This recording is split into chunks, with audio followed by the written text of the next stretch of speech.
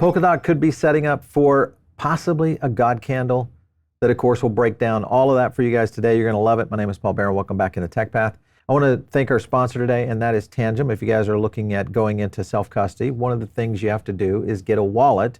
A hardware wallet is what you need. You can use software, sure, but hardware wallet is the best.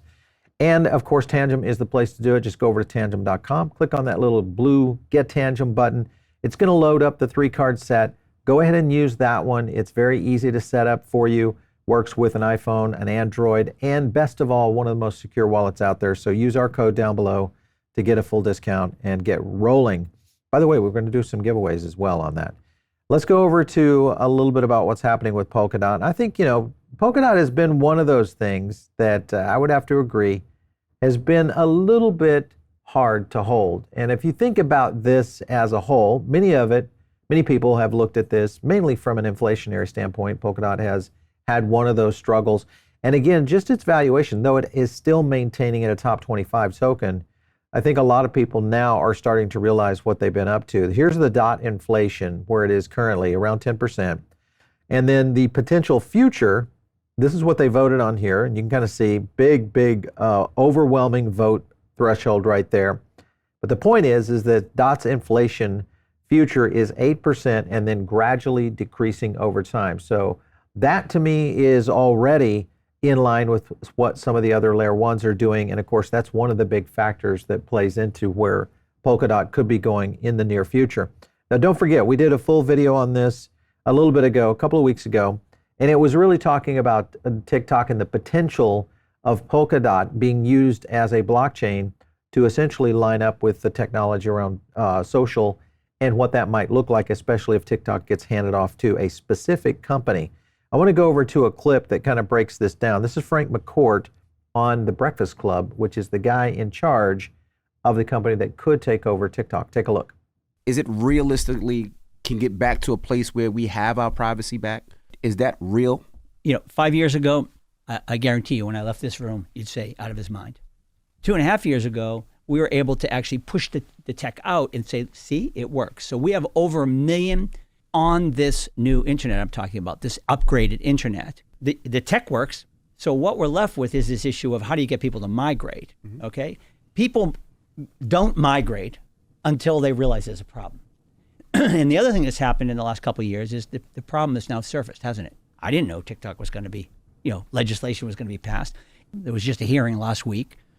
I think the government's case is very, very strong. I think they'll prevail. And our bet is they're going to sell it, not shut it down. Which sounds kind of crazy. It just seems like they should be stopping everybody having access to our information, not just the Chinese government.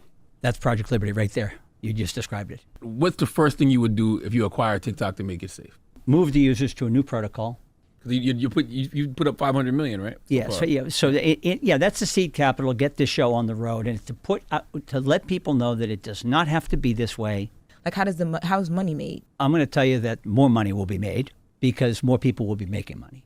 And what can everyday people do right now to support or help make the change you're trying to make? Go to thepeoplesbid.com and join the fight. Let's have people fix the problem that others have created rather than sitting here bitching and moaning about it. So as you guys know, decentralized social is a big topic that we've talked about for quite some time here on this channel. And this may be the potential. This, of course, is what he's talking about. Frequency is one of the platforms that has already started to accelerate, almost 1.2, actually over 1.2 active users right now. They are using the DSNP platform or protocol, which is what Frank McCourt is talking about right there in terms of what the Liberty Group is trying to do. And I think that's the big factor here going forward. And of course, this all plays into privacy and decentralized social as a whole. Here's, of course, a breakdown right here, MeWe, pioneering privacy-first social media app, now leading the charge with this transition. Community is now one of the largest user bases of any Web3 social platform out there. So it's just the beginning. And if you think about that, it's exactly right. It is just the beginning because most social media platforms have not made the leap into you and I owning our own data, being interoperable with other aspects of social media and maybe other platforms. So it's a pretty big deal. If you look at just MeWe, here's their users on a decentralized network right now, 1 million. This is actually 1.2 now as we start to see many more of these start to grow And I think it's just a matter of time, guys, before we really start to see this take off. The other thing is number of transactions. Well, this was a video that we did. What was the date on this? August 1st. Yeah, August 1st. We went in and said, get ready.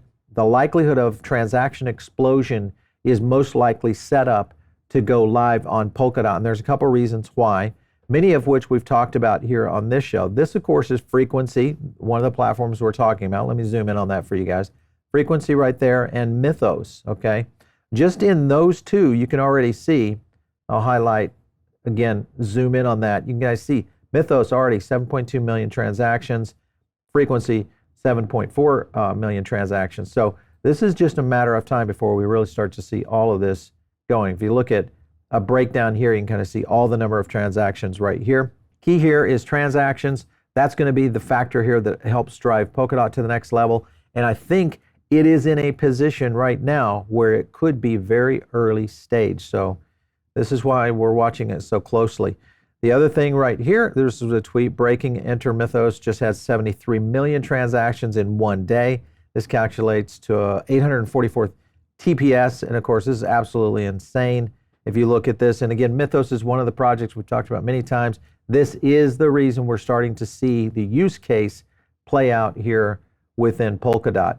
If you look at Solana right now, and I'll just go over to and kind of zoom in on a little bit of that, but you can kind of see this is where we are right now on Solana in terms of transactions. So in reality, what's happening here is we're seeing a bit of a shift in terms of transactions on some of these chains, Polkadot being one of the ones that is leading the way. And if you look at just what's happening here on CryptoSlam, one of the things, of course, if you look at this, D-Market is the leader right there. That, of course, is Mythos.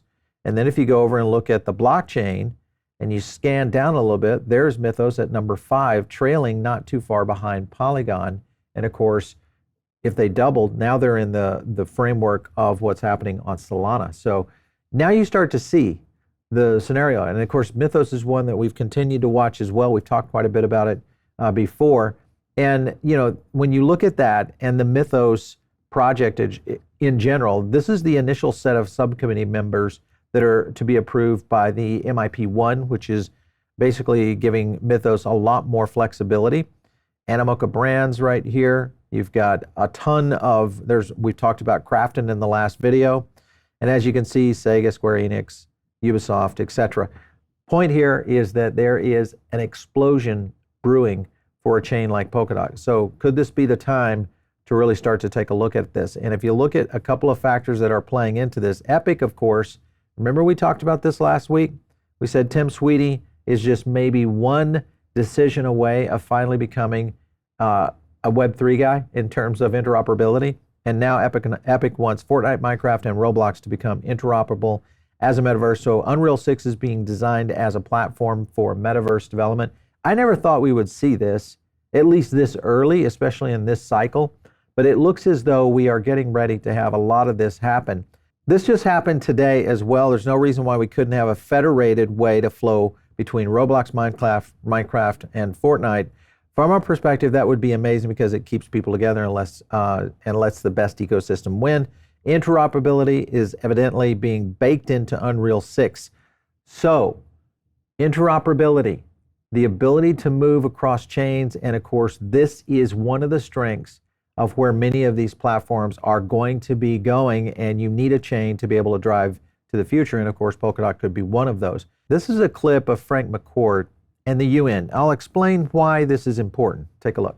I was very struck in a conversation I had with you recently where you said how difficult it is for the United Nations to achieve a single one of its global goals. We're spending just unfathomable amounts of time and energy and resource to solve problems that shouldn't be created in the first place. Our policymaking apparatus just doesn't move at the speed that tech moves. TikTok, to us, is just a fantastic opportunity to move 170 million people in America over to this new protocol. Then people can choose. What would your terms of service look like? I mean, you say you would take back the terms of service and it would be the Frank McCourt terms of service. Well, it wouldn't be the Frank McCourt terms. It would be my terms for my data. It would be the Melissa Fleming terms of service for your data. You're at the cusp of allowing us to take back our internet. You call it our biggest fight. And if I were to leave you all with one appeal, it would be this. We internet users are much more powerful than we believe we are. We can then achieve all the goals that we at the UN are trying to achieve: peace, democracy. Thank you for your contribution, and thank you so much for this conversation. Oh, you're welcome. The opportunity here of real shift in social, of the user data being your own, may be within grasp right now with what McCord is trying to do, and the ability of the timing with what's happening with Polkadot, the likelihood of us seeing an interoperable future in social, among many other platforms out there, including gaming. We're going to see this in real world assets. We'll see this in a tokenized securities future. You guys have already seen a lot about what we've talked in reference to that. That's why this is so important. If you look at the current layout of the land of the top tokens out there right now, we're coming in around market cap of around 2.2 trillion. But look at the top key players. There's Solana coming in. Then you've got Cardano, Avalanche, and then right there, Polkadot sitting at number 17. I don't know what they paid for that nice little fire logo, but I love it. And if they're holding at a 6.3 billion right now in terms of market cap, easily could they take and flip a Cardano, so to speak, at 12 billion? Yes, that's a possibility, especially if something like this were to happen. These are the kind of big moves and realization that I think a lot of companies and a lot of technology firms will start to understand with what McCord is trying to do. And that will definitely correlate with what is happening over within Polkadot itself. So one other factor that has helped Polkadot, of course, is being able to get stablecoins within the platform. This, of course, is USDC and parachains. And this is a key factor because this will help it grow compatibility, but also be able to grow critical mass. And I think that's the key going forward. And we're going to continue to track this and more with all of that this week. Of course, a lot happening in the next few weeks with Avalanche. You got the Swell event coming in XRP. A lot could be starting to break loose in the market as we see the market heat up. Make sure to join the Diamond Circle. We'll always leave a link down below. And of course, if you're out there on X, follow me there at Paul Barron. We'll catch you next time right here on TechPath.